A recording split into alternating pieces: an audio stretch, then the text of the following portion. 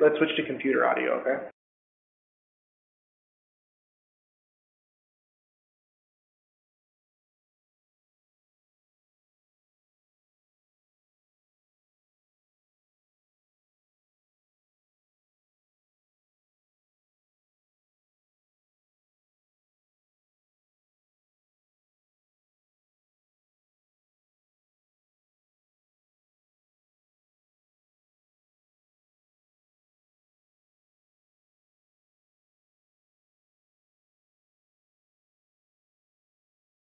Welcome, everyone. Thanks for your patience. We're having some difficulty. We want to make sure everybody can hear us.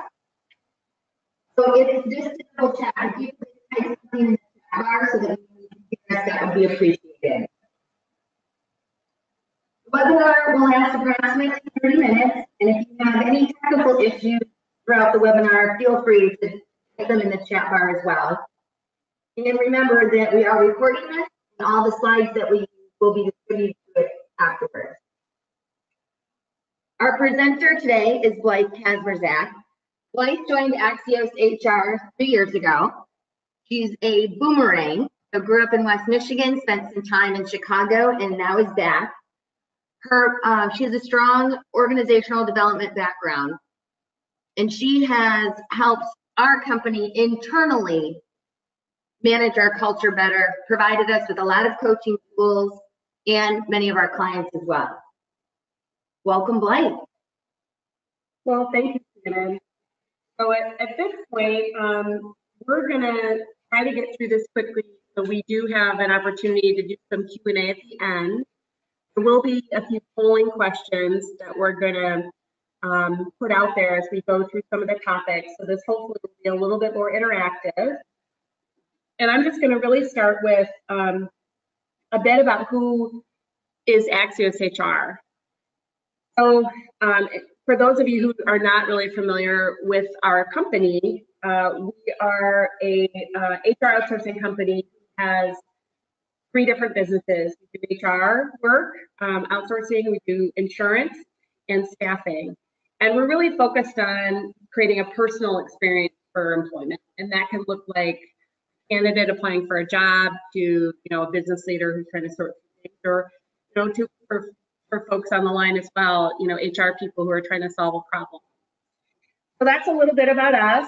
We're going to be celebrating our 30th year anniversary this year.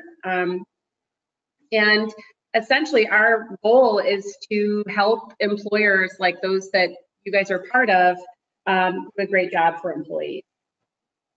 In terms of our solutions, we really talk about this in the concept called the 5 C's. We put this together to try to get out of some of the HR jargon that makes it hard to figure out what where to focus and kind of what the options are. And so we use this framework to talk to our clients about where they're having challenges, and also to help kind of prioritize and choose where an organization needs to get that strong foundation in place related to cost and compliance solution, really build out that care solution in terms of how they care for employees and managers, or to get into some things that are more proactive and forward-reaching around being competitive in the talent market or building on culture.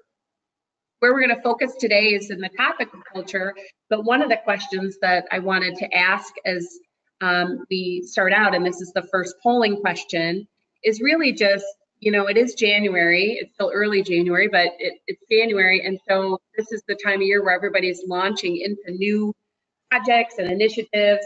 And so I'm just curious if you could share what your priorities are for 2018. So I put them in the 5C construct just to make it so that we can get some solid answers and share with the group where everybody's focused. But would love to hear where the group is focused in terms of priorities for 2018.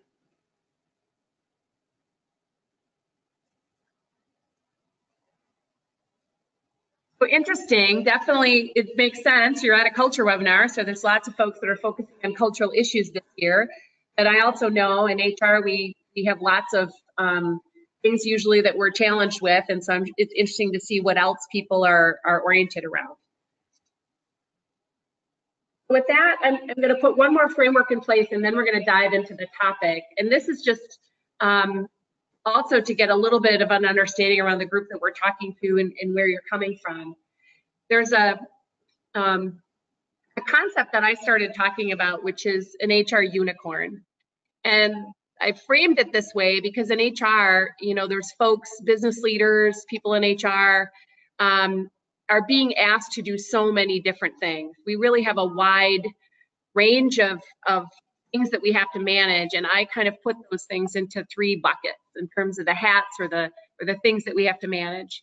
The one at the top is that social worker, HR generalist hat that we wear, and that is, if you think about what's important about that, especially as you think about culture, it's that person that everybody feels safe going to, that understands people's perspective, that has a really artful way of helping people feel heard and acknowledged.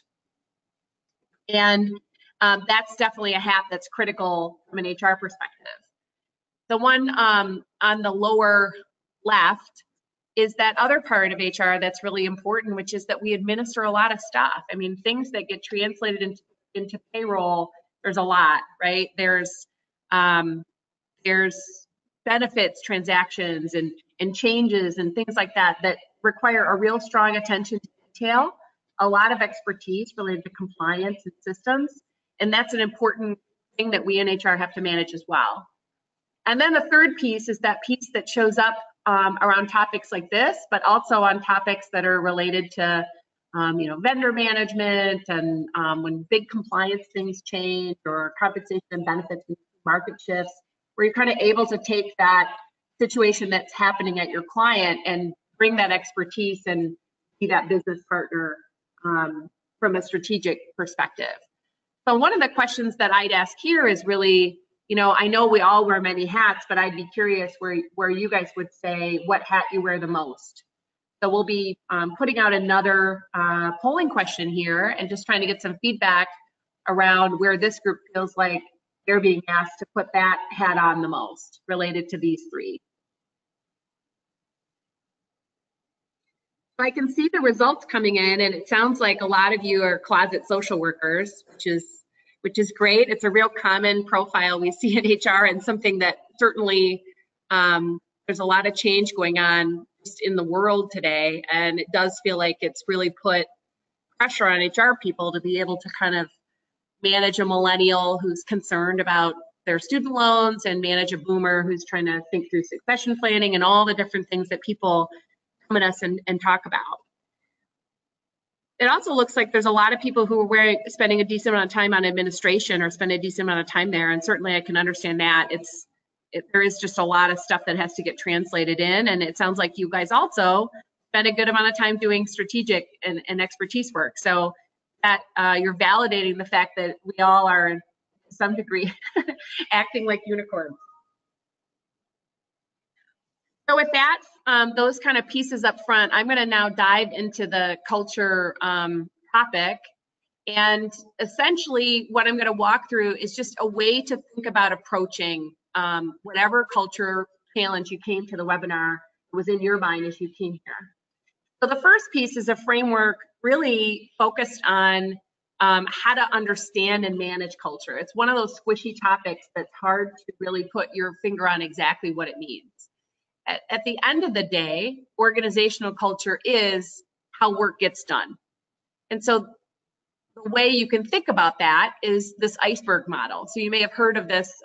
It's a model that's been around for a long time. And if you think about what it means, it's essentially just like an iceberg. If you were flowing along in the Arctic Sea, you see the part of the iceberg above the water.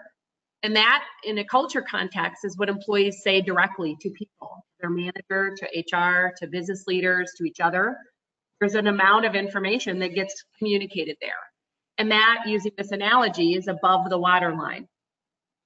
Then there's a whole host of things that are not said. They are the more informal aspects, or the way we really get things done. So it's that cultural piece of, well, in this department, this is kind of our practice, or this is how this happened, or this is how this has changed. And this set of stuff is much harder when you're sitting in HR trying to manage a culture and make sure that it's successful and thriving. It's harder to get visibility to what's under the waterline. And essentially, you think of it as what employees would say, but only anonymously. There's risk attached to what they would say, or what employees might perceive or believe. They're not 100% confident. It's their personal interpretation around where things are at. And so this is, when you think about managing culture, one of the first challenges that you're faced with is you can't see all the pieces. You only have visibility to what is above the waterline. So one of the tools that many HR folks use, and that we're recommending as well to look below the waterline, is an employee engagement survey. Now, surveys aren't the only way to accomplish this. You can do things in focus groups, and there are other ways to get feedback, but I think there's some real value to an engagement survey. And specifically one that goes beyond satisfaction. And what I mean there is, if you're just basically saying, are you satisfied with your pay? Are you satisfied with your manager? If that's the way you're phrasing questions, you're not really getting insight.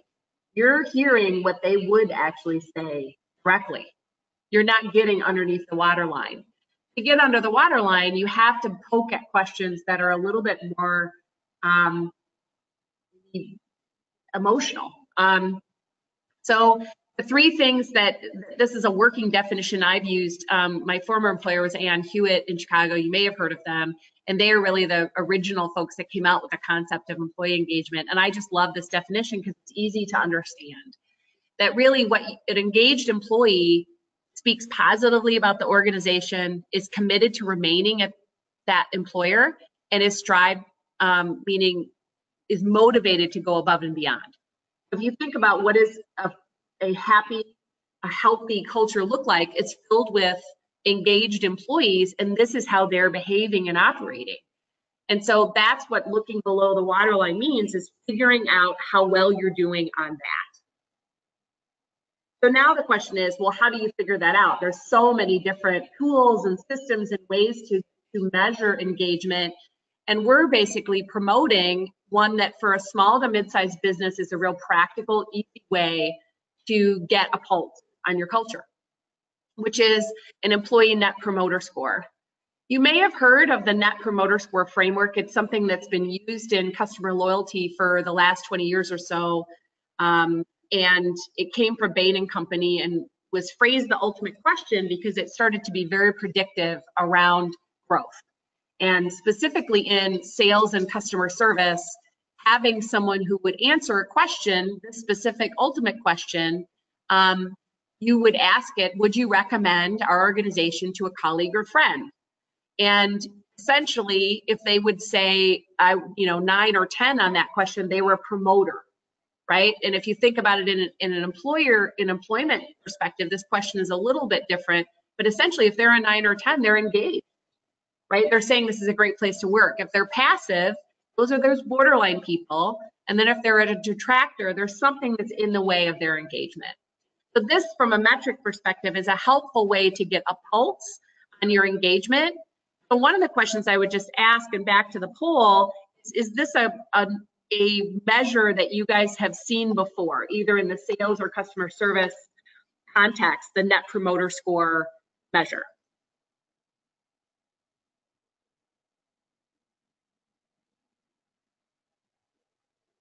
I'm seeing the votes come in, and it sounds like there's quite a few of you that are not familiar with this.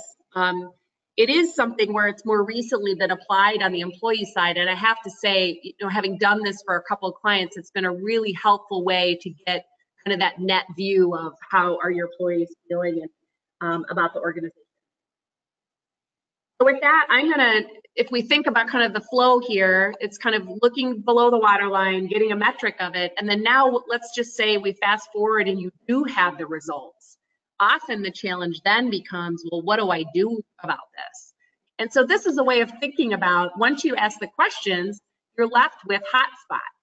And generally they focus in one of two areas: how employees and managers are interacting and how that's supporting an engaged workforce, or what kind of leadership or organizational pieces are set up to support engagement. And so if you think about this set of circles that you see on this slide, the employee at the center, the green stuff is really them and their manager. Do they have a relationship with their manager? Are their needs related to direction and guidance and support around career rewards, development, and this general around performance, feedback and expectations? Is that working well?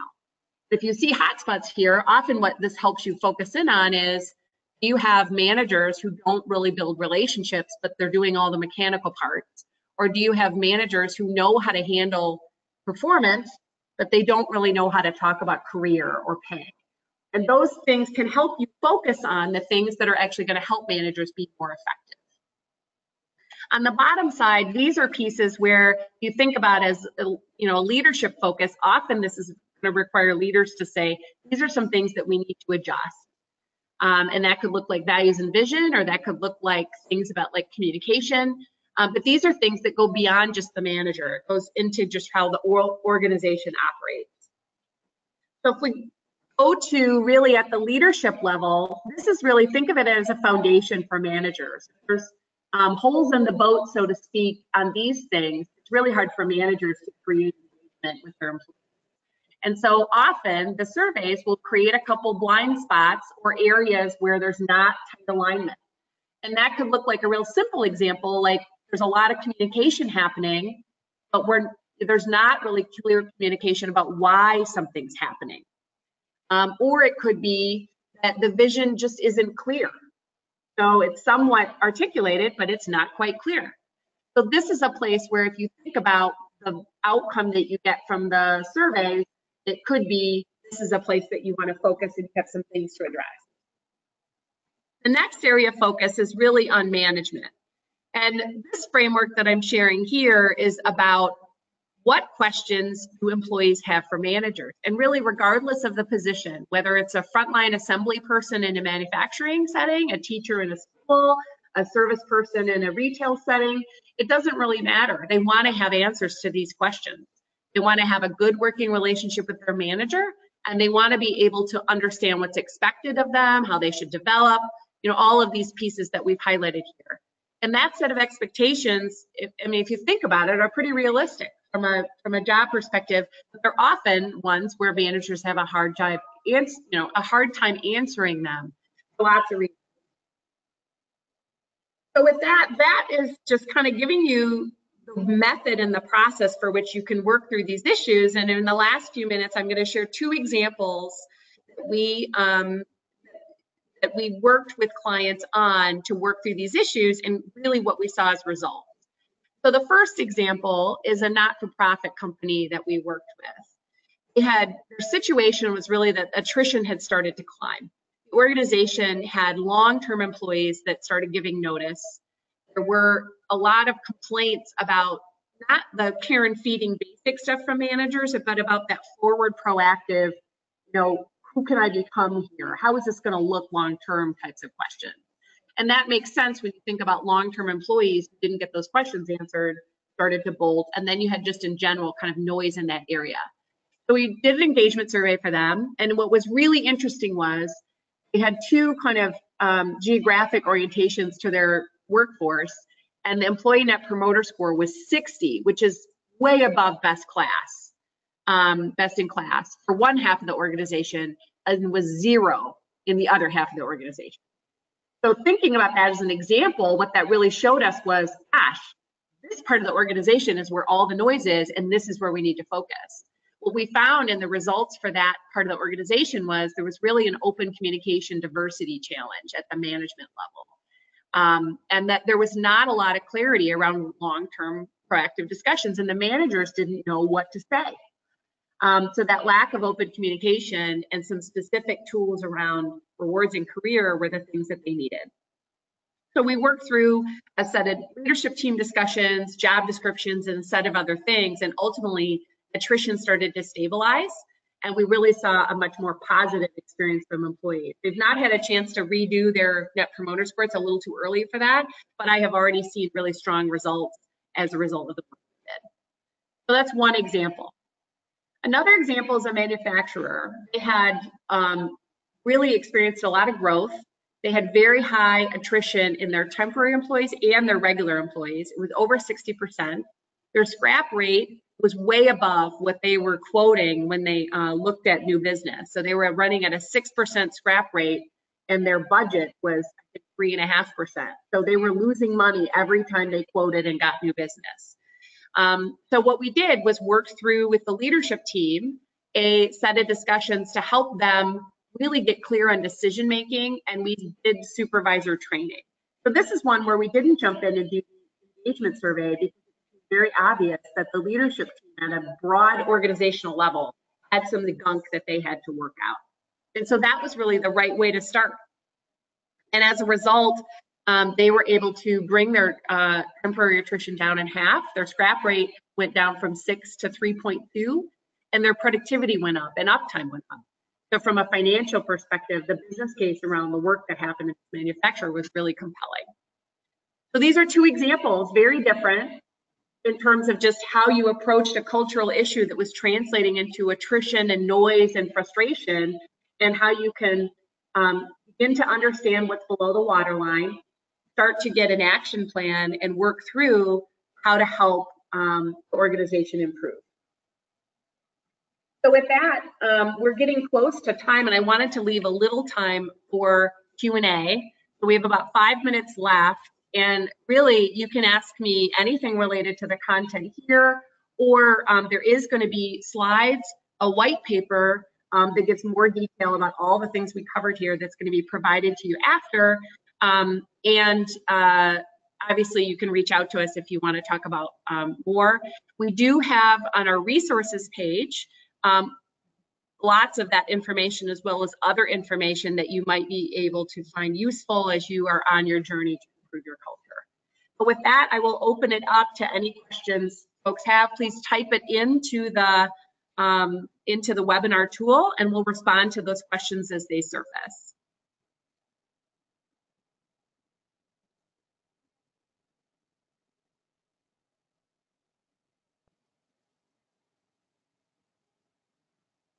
I don't see any questions yet, so hopefully you're all busily typing or thinking about what question might surface. So one of the questions that came through is, if we want to create a culture committee, should it be voluntary or should we choose a rep from each department? So this is a great example of a strategy that can be really effective. And so I guess the starting question I would ask is, what are you trying to solve with the culture committee? So back to kind of the issue around hotspots, that may guide who you include and really how you focus that group. But one of the things that can be challenging is if you don't have tight focus, it becomes a bit of a venting session or brainstorming around things that could be hard to implement. So it's a great strategy. It just would depend really on what you're trying to attract. And back to that example I raised where half the organization was hunky-dory and half the organization was really frustrated, and we were able to focus in on a very clear set of things they need to do differently. That kind of focus becomes very helpful as you get people involved in the process. So great question. And I think you could do it either way, depending on really what problem you're trying to solve.